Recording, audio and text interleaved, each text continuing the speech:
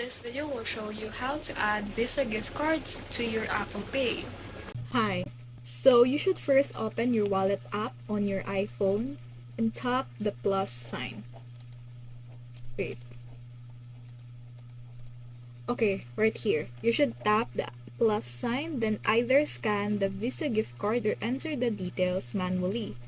Card number, expiration date, and security code.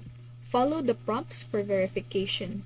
You may need to go to the card issuer website to register the card with your name and billing address.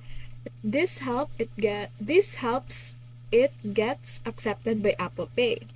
Once verified, the card will appear in your Apple Pay or wallet, ready to tap and pay anywhere Apple Pay, as long as Apple Pay is accepted. It is pretty easy and secure.